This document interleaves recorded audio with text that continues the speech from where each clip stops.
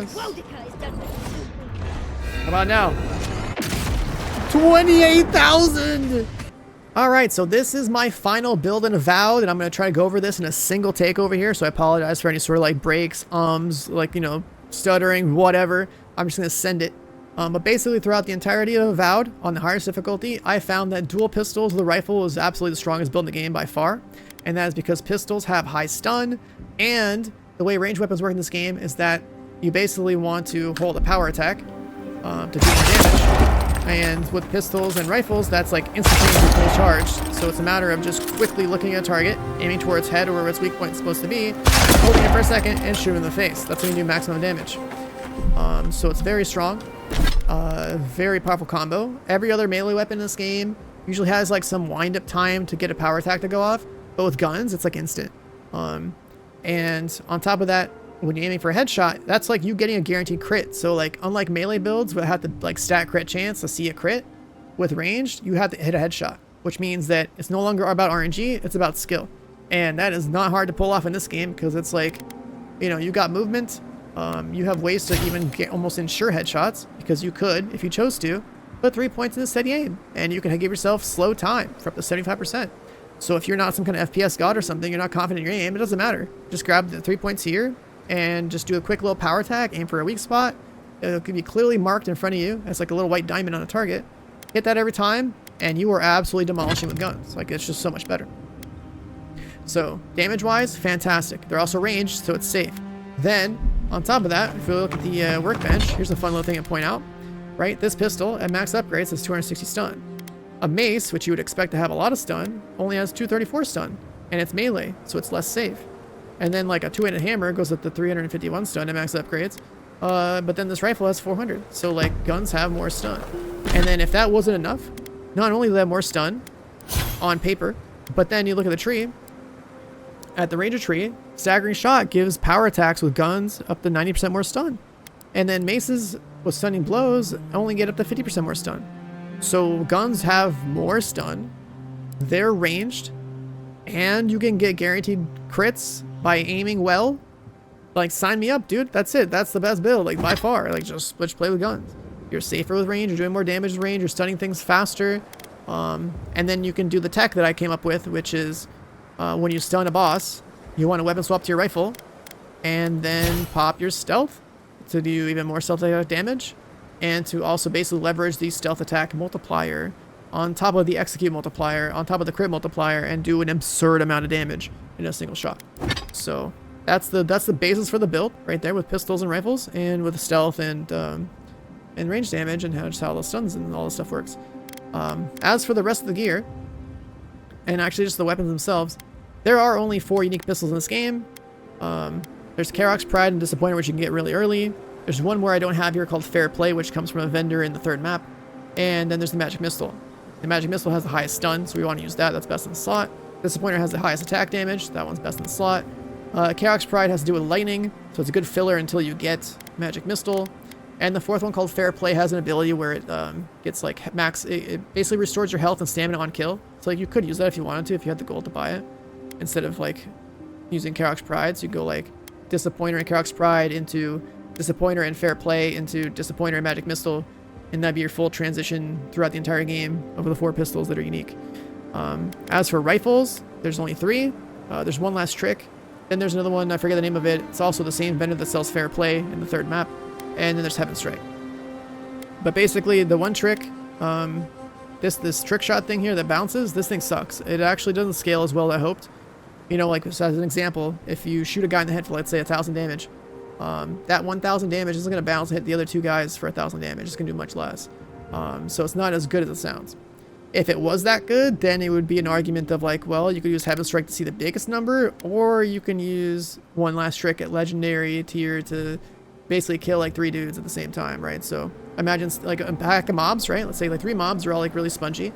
And you stun lock the first guy, then you weapon swap combo with this thing, and imagine executing him for like 20k, and then that 20k bounces and hits the other 2 guys, right? That would have been cool, but it doesn't work like that. So Heaven Strike's gonna be best in slot as a rifle, and that's because at max upgrades it actually has the highest base. So the Heaven Strike comes from finding star metal in the map There's 1 star medal per map for the first 4 maps, and you turn in 2 of those star medals at the Forge Master in the 4th map, in the Keep. He'll craft you this. And then once you have this, you're good to go. It's just the go-to rifle. It's super good. And you only use it for the execute combo. Like, I never actually bother shooting this thing normally because, like, my pistols do basically the same, if not more damage, by shooting them in sync, right? So if this is 242 and this is 242 fizz, like, that's 484 fizz damage versus the 474, right? So, like, I can basically dual wield charge my guns and headshot stuff and stun lock them, and they reload quicker, and I don't know, so they just do more DPS. Like, they're just super good. But then the Heaven Strike lets you do the execute because you're getting 2 guns worth of base damage into a single shot. When you execute with your pistol, only 1 pistol shoots. When you execute with the rifle shoots, and it does, you know, twice as much damage. So execute with the rifle, kill everything with the pistols. That's the general idea, and the weapons that you should use. Now, as for where these other ones came from, Disappointer was a vendor in the first town. This was somewhere, I think, a quest reward or a box or something in the first map. So just use those. I forget. Last Trick was probably also a vendor, or not either a vendor or a quest reward. I don't remember the details. Doesn't matter too much. You'll find it. It's not that big of a deal. As for armor, I recommend using armor that gives you movement speed up until you get to the last map. Then you'll find Berserker Scale, and this one is the highest damage chest in the game. It's got a condition where if you're below 30% health, you do like a ton more damage.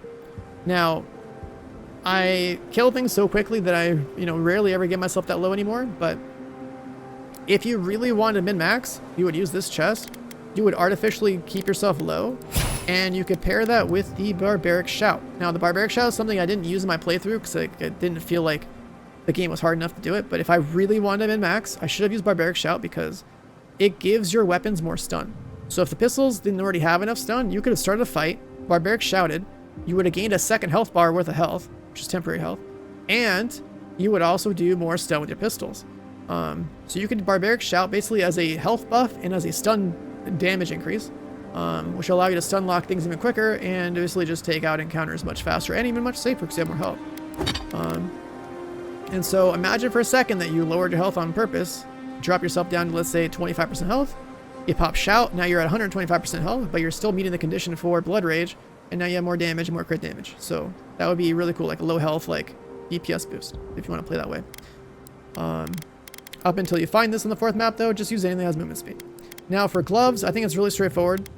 With gloves, it's basically like you want crit damage, because that's just more headshot damage with your pistols. I started with these pair of gloves, which I think were like a pre-order bonus or something, so they just gave me like 20 crit damage. If you don't have this from a pre-order bonus or from whatever exact source it's supposed to give you from, then you should be able to find Blackwing gloves in the first town. It's up in the tower in the city, from the person that shoots an arrow at you. Well, they're just like up there in the tower. They're the person, like the lore says that it's fair to assume that they were once used to fire the arrow that slew you, right? So lore-wise, if you play the game, you know, a few minutes, you know what this is from. It's in the tower in the first city. But then eventually, in the 3rd map, there's an oasis in the southeast corner of the map. And in that oasis in the water, there is this pair of gloves sitting there with 25 crit damage. And these are pretty much the highest crit damage gloves I've seen in the game. So you can run these 20s until you get the 25s, or you can run the 10 until you get the 25, and then you're pretty much good to go. As for boots, the best boots in the game, as far as I can tell, is Berserker boots. These are from the 4th map, and they give you 100% stamina regen. Now, stamina is pretty important, right? Because you got to dodge and you got to shoot, and both of those actions remove your stamina, or reduce your stamina. So you got to bring it back. And once you have these boots, you can basically just kind of shoot forever, dodge forever. It's kind of hard to run out of stamina when you use these, because if you're shooting your 2 pistols side by side at the same time, then by the time they reload, you usually have already regenerated all your stamina back because of these boots.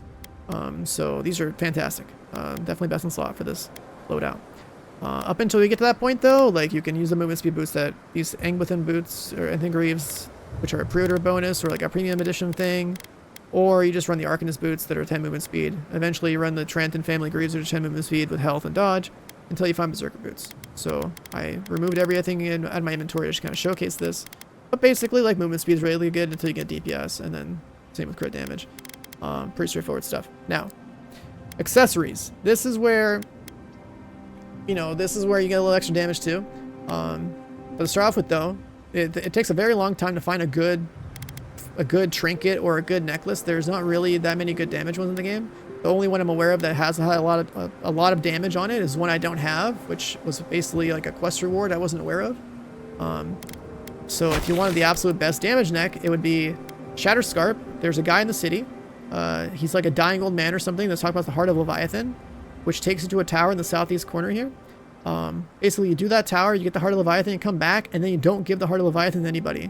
And if you keep it for yourself, it turns into a neck that gives you like 20% damage, and it will drain your health. And so that would have a lot of synergy with Berserker Scale to artificially lower your health on purpose and do even more damage. I just don't have that here, so the next best damage thing I saw was using Poisoner Kit, which is from another quest in the 3rd town. However, as far as progression in the game goes, you should just use Enchanted Soul in it because you need more currency. You want to, this is from the first map in a very early quest somewhere on the shore, and it's very important that you get as much gold as possible in this game and as many resources as possible in this game to progress your gear, because the only actual difficulty spikes that exist in this game are when you need to like fight a higher tier enemy, right? So if you have a blue gun and you're shooting a purple enemy, your damage is artificially scaled down against that enemy because your weapons are not a high enough tier. And so to alleviate that difficulty spike, or that scaling spike rather, so you don't have to deal with that spongy of enemies, what you want to do is run this throughout the most of the game, honestly, so that you get more gold from all the looting that you're doing. And you want to, in your ability tree, put 2 points in the scavenger, so you can pick up extra upgrade materials along the way throughout your entire playthrough, and to make it cheaper to get your upgraded mats, because it's a 4-to-1 ratio of taking like lower tier materials into a higher tier, but if you have rank 2, it's only 3. And the faster you upgrade your weapons to meet or exceed the tier of the enemy that you're fighting, so between maps, right? So in the first map here in Dawnshore, you start with gray and you're going to blue. In the Emerald Stair, you go from blue to purple, Shatterscarp purple to pink, Galloway's Tusk pink to gold. Every single time that you make a transition through the story from one map to the next, you will feel a difficulty spike because of that scaling. And so the faster you can upgrade and, you know, buy the materials that will help you upgrade, or like dismantle weapons to help you upgrade, the better off you are. Now, one thing I didn't do in my playthrough, which I can recommend you do if you are hard set on playing this sort of playstyle, or any other playstyle really, is you can break down other unique weapons that you haven't invested into, and they will give you Adra, which you need to upgrade other items up a further tier. I didn't do that because I was testing things and trying things out, which is why I have so many unique items in here. But all of these I could have dismantled and made my upgrade, my gear progression gone up much faster if I had dismantled everything. So because I would have way more Adra, so I could basically like rush to like higher tier weapons as soon as I get to the next map. And I would recommend that if you wanted to like really like optimize your playthrough and feel like everything is very smooth. So yeah, Enchanted Soul Net for gold, Scavenger for upgrade mats, and then dismantling uniques that you find that you're not going to use for additional mats as well. That would definitely speed up your progression. And then for a neck, if you want to do more damage, you got Poisoner Kits, and then the other one I mentioned, the Leviathan's Heart. For rings, it's really straightforward. On the 4th map, the best in slot ring you're going to get is this Ashfall's Legacy. You have to broker a peace between the Wardens and the Outcasts in the quest there, so that's not too bad to do. Like, you basically have to, I think you like talk your way out of it, or like you talk to somebody and like talk to like the leader and make sure you don't kill people. You'll figure it out. It's not too bad. But basically, your goal is to broker a like peace between the Wardens and the Outcasts, and you'll get this ring. So that's the best one for pistols. Now on your way there, you have a few options. In the 2nd map, you'll find this crit damage ring, which is still like the best ring I found as a secondary to Ashfall's Legacy. So you get crit damage here, you get crit damage there. On the 2nd map as well, there's this Peerless Marksman ring, which gives you 10 more range damage. So you'll basically have these pretty early on, and then you'll be sitting on them for a long time until you get this. And in the 1st map, you can also just use like, you know, this critical hits, the poisons. You just headshot things, you can poison them, or just run this so you can like run around a little bit quicker and get a little more dex. There's not a whole lot of other good options for jewelry really.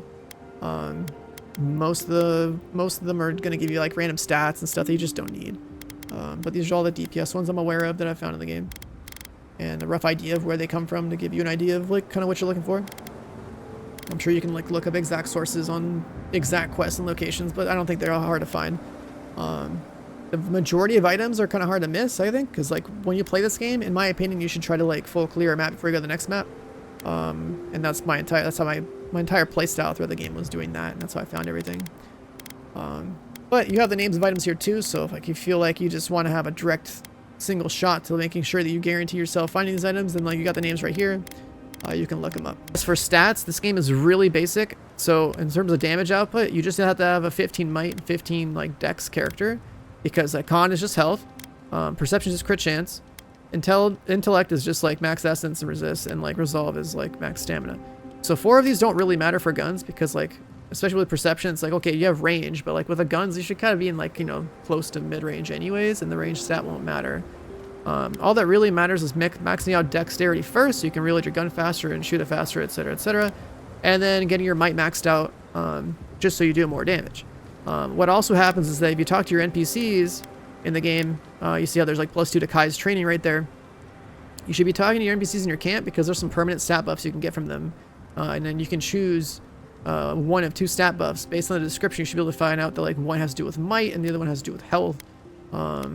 Marius gave me dexterity. Yatzli gave me some perception. I chose Resolve with Giada instead of intellect, something like that, right? So you basically talk to all 4 of your party members in the camp, and eventually you trigger a +2 permanent stat buff of your choice. And then it's +2 Slaves Patience and +2 Slave Patient here. This comes from the trophy in the camp. Alright, so quickly going over trophies. The Oathbinder one, this one's cool for companions. This is like the first map's worth of trophies. Seems okay to me. The one I always use is the second map's trophies, because it has this damage against skull enemies and the extra bit of stealth damage here too, as well as the +2 dex.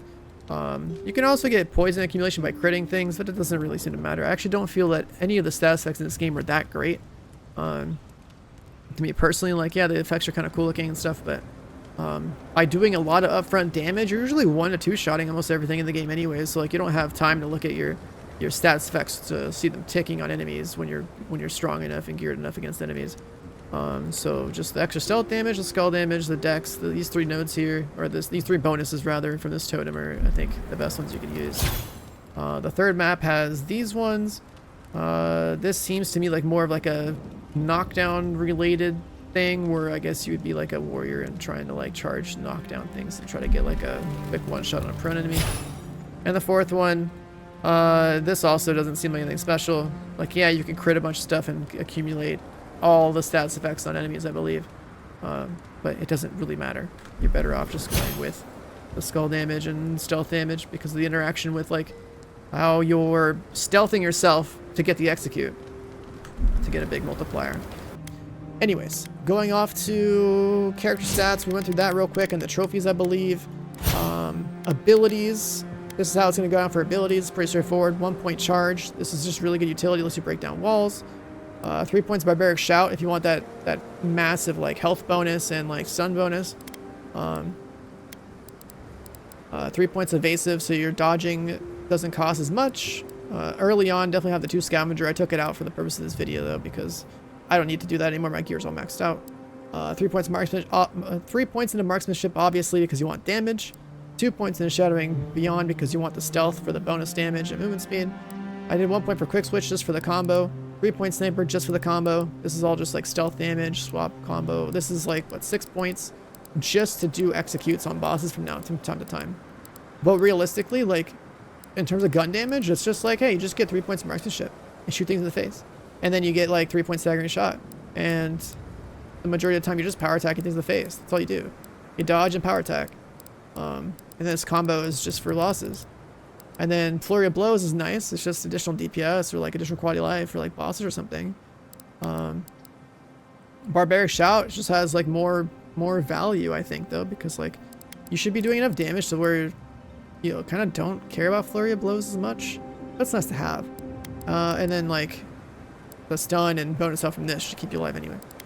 And then another quality life thing is getting 3 points harvest essence for like when you kill enemies, they drop like a purple globe. That purple globe gives you essence back, and this will give you like 4 times more. So this is a nice little passive for quality life.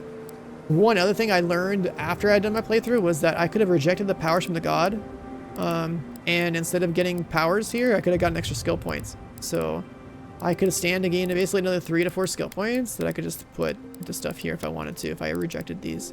The only one I would have kept would have been from the third map, because this is a movement speed buff, and it's just nice to run really fast in this game. Because again, exploring, looting. So you can reject the first 2, then take the third, then reject the 4th if you wanted to, and that'd probably work out. As for companions, unfortunately with the way this game works is that when you get to the third map, you should rush the main story and make sure you get Yahtzee in your party, because there's a bunch of stuff that has to be dispelled in the open world. There's like red and purple objectives that only she can deal with, and it'll turn into like opening a door or like manifesting a chest. So she's kind of like hard locked into your party because of that, from the point that you get her until the end of the game. So that kind of sucks, because like she's really not that great, honestly. Like in my opinion, the best possible companions are Kai and Marius. Kai is really good for stun locking and taunting, which is great for you because you're a ranged glass cannon, right? So you max out fire and ice, or fire and ire, I guess, and you can like set dudes on fire. You can like stun them. You can use it really often, and then you can also do leap of daring and just like AOE taunt stuff. You can also even cheat death, so you wouldn't have to micromanage him as much, and you basically just use him to stun lock and the taunt. It's fantastic. It's really good. Then the other one that's really good is Marius, because he's got exposing shots. So you get 1 point exposing shots, and then like against a boss, if you debuff a boss, that means you're gonna do more damage. It's just a good time. And otherwise, you can use his root, and that just helps you because you're ranged and you're having a good time. So that's like the standout stuff here in the companion tree, is that Kai and Marius I think are Biss. Gianna's cool, I guess, with acceleration. She's just like a buff. It's kind of nice, I guess, sometimes. She can also like heal and stuff, but like it's not important, not that big of a deal. There's so many consumables in this game that can be chugging drinks and eating food all day. Like I have the entire game's like supply of food in here, and I basically saved it all until Avowed 2. Like I got too much stuff in here, like I can't go through it. So like healing consumes are really not that big of a deal. Going back to the companions, but yeah, Kai, Marius, pretty good, and for those reasons I mentioned. Now another thing that you might have seen in my tree is that I have 3 points into Survivalist. Now this is another optional thing, but basically the strongest food in the game can be crafted by having 3 points here. And the only time you really want to use the strongest food in the game is really if you're like fighting a boss or something, you really want to maximize. You want to maximize your damage numbers, but you need 3 points to get Black Broth, and this gives you 50 crit damage, attack speed, stun. If you saw the clip at the start of this video that I'm gonna edit in later, basically you can stack like every single food buff in the game if you wanted to, and just have like all your stats boosted and all this other stuff. Realistically though, in terms of damage, you only need a couple of them, like Beetle Pie, a Magrin's Blessing, maybe Kith Meat, and then Black Broth. There's like 4 damage foods, and the rest are just like random stat bonuses. But you can boost your maximum essence and your stamina and like all your other stats, and you can even boost your stats for conversations to get like other options to pop up. There's a lot of crazy food buffs in this game. Again, as far as the difficulty of the game is concerned, it's not really that big of a deal. Like I think what I mentioned about the resources, I think that'll help you a lot more. But if you really want to just get wild with it, then yeah, I think 3 point survivalist and go crazy with the food, because that's where you get a lot of power as well. These things will last for like up to 6 minutes. And if you just want to make your own clip of you blowing up a boss, say, hey, use my build, pop all the food buffs, go to town, dude. That's it. Set. So I think that covers food. I think that covers everything else in here, really. That's pretty much the build. You know, you're playing with guns, shoot things in the face, you're weapon swapping to kill bosses with that little execute combo that I came up with, and you're just having a good time. Pretty straightforward stuff. Hope you guys enjoyed the build, and good luck on your playthroughs. Take care, thanks for watching, and I'll see you guys next time. Peace out.